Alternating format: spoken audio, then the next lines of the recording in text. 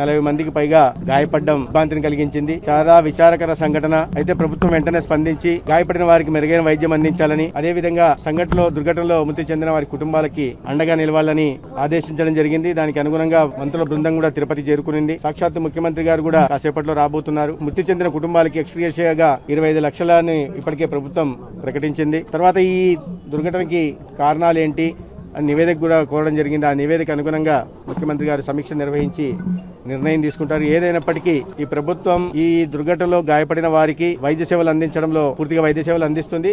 అదేవిధంగా మృతి చెందిన కుటుంబాలకు కూడా అండగా ఉండి అన్ని విధాలుగా ఆదుకుంటుంది. ప్రభుత్వం ఇప్పుడు మృతి చెందిన వారికి 20 లక్షల ఎక్స్గ్రేషియా ప్రకటించడం జరిగింది.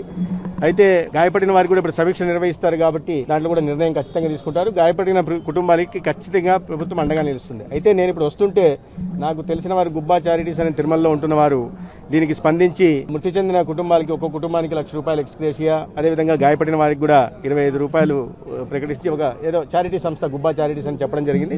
అది కూడా కలెక్టర్ ద్వారా వారికి చేరవేసే ప్రయత్నం చేస్తాం. దాని మీద నేను స్పందించలేను. మేము ప్రత్యేకంగా ఆరోగ్య శాఖ మంత్రిగా ఈ గాయపడిన కుటుంబాలకి అండగా నిలబడ్డం, మృతి చెందిన కుటుంబాలకు భరోసాని ఇచ్చే ప్రయత్నంగా నేను ఇక్కడ ఉన్నాను. అయితే ముఖ్యమంత్రి గారికి ఇప్పటికే నివేదిక ఇచ్చారు కాబట్టి సమీక్ష కూడా నిర్వహిస్తున్నారు కాబట్టి దాంట్లో కారణాలు ఏంటని తెలిసింది కాబట్టి ప్రభుత్వం దానికి అనుగుణంగా నిర్ణయం తీసుకుంటుంది. ఏదైనప్పటికీ కూడా ఇది వైఫల్యం జరిగింది. ఎవరి వైఫల్యం కారణంగా ఇది జరిగింది అని నేను చెప్పలేను. కానీ నష్టమైతే కుటుంబ సభ్యులను కోల్పోయారు, అనేక మంది గాయపడ్డారు.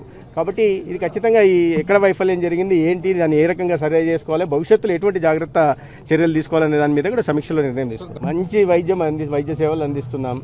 అదే మీరు చెప్పినట్టుగా అటువంటి సీరియస్ కేసులు లేవు, స్టేబుల్గానే ఉన్నాయంటున్నారు. ఇప్పుడు అక్కడికి కూడా వెళ్ళడం జరుగుతుంది. దాంట్లతో నిరంతరం సంప్రదిస్తూ ఉన్నాం. ప్రాణాపాయం ఉన్న పేషెంట్లు ఎవరు అక్కడ లేరు. అయినప్పటికీ కూడా అన్ని విధాలుగా నేను కావాల్సిన ఎక్స్రేలు కానీ స్కానింగ్లు కానీ అన్నీ చూస్తున్నాం. మీరు అన్నట్టుగా ఎక్కడైనా ఫ్రాక్చర్లు ఉంటే వాటికి కూడా సరైన దానికి అనుగుణంగా వైద్య సేవలను అందిస్తాం.